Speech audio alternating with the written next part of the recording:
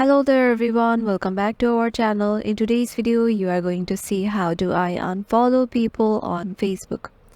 So let's get right into it. Head over to your Facebook application. Once you're there, just head over to any account or any business account.